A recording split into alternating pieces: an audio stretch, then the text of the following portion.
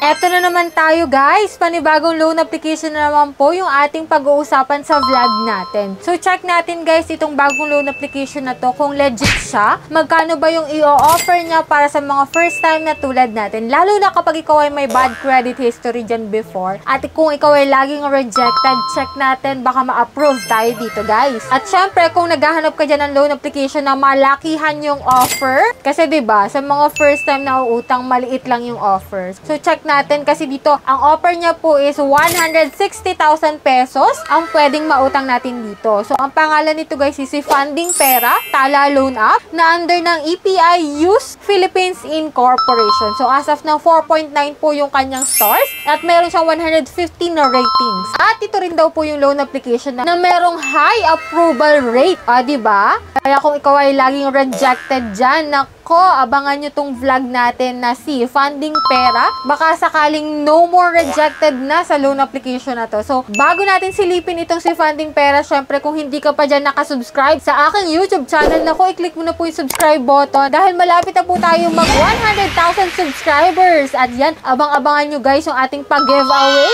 once na na-reach na natin yung milestone natin. So, dito guys, syempre kapag hindi pa rin natin naaabot yung 100,000 subscriber, tuloy-tuloy lang po yung ating pa-weekly GCash giveaway. So, ang gagawin mo lang po is ilalike mo tong video na to at mag-iiwan ka po ng comment dyan sa comment section. So, marami na pong nanalo at paulit-ulit pa rin nananalo. Kaya abangan nyo po yung ating last Monday of the month. Nako, sa Monday na yun. So, ano pang inaantay natin? Puntahan na natin tong si Funding Pera na nagpapaload na 160,000 pesos at may high approval rate. No more rejected na kaya dito? So, yan yung aalamin natin. So, keep on watching.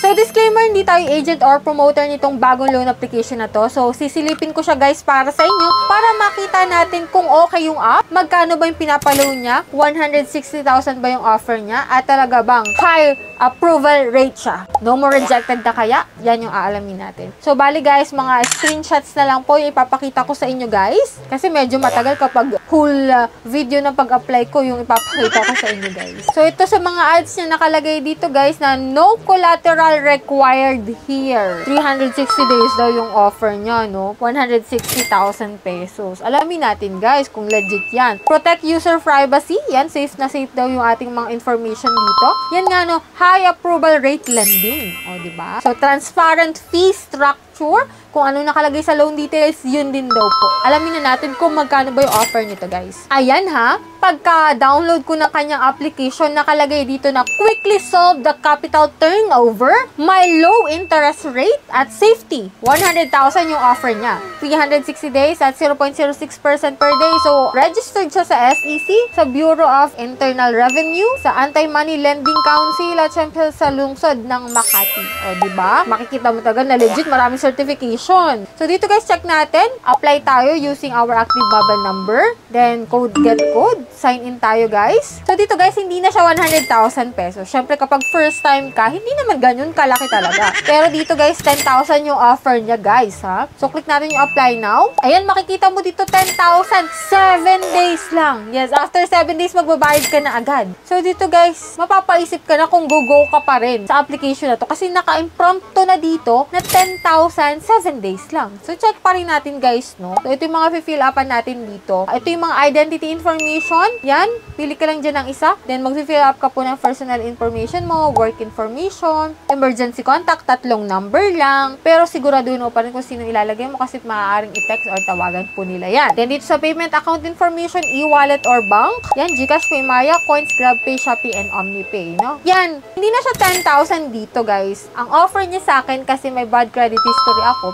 2,000 lang. Pero hindi ibig sabihin na same din tayo ng amount na pwedeng ma-approve dito kay Funding Pera. So, kung makikita mo pati dito guys, na is pera siya. Hindi na siya si Funding Pera. Ibig sabihin, si Funding Pera is dating si is pera guys. Kaya kung may account ka na kay is pera, magre-reflect po yan dyan. So, check natin guys. So, 2,000 kanina yung offer sa akin, naging 4,000 na. So, medyo confusing talaga yung mga ganitong loan application, no? 2,000 naging 4,000. Pero doon sa 4,000 7 days lang po, disbursal amount nakalagay naman na dito na 2,400 na lang marireceive mo kasi may ibabawas doon na processing fee na 1,334 pesos, interest fee na 26 pesos at service fee na 240 pesos. Dito pa lang guys, mapapaisip ka na kung go ka pa rin ditong mag-loan or hindi. Kasi sa 4,000 7 days lang, tas 2,400 na lang marireceive mo. So sabi ko nga sa inyo guys, X para sa akin, hindi ko recommended sa inyo kapag 7 days lang yung application. Kaya, nasa sa inyo na rin yung decision kung go pa rin kayo dito guys. So sa akin lang, dinitalye ko na sa inyo na itong si Panding Pera, si Ispera before. At kung makikita mo nga dito guys, na audit failure po. Sorry, your loan application has not passed. Please try apply for other product. O diba? Rejected pa rin. Kahit na sinabi niya na high approval rate lending siya, na mataas yung chance na ma-approve tayo, pero hindi. Rejected pa rin po ako.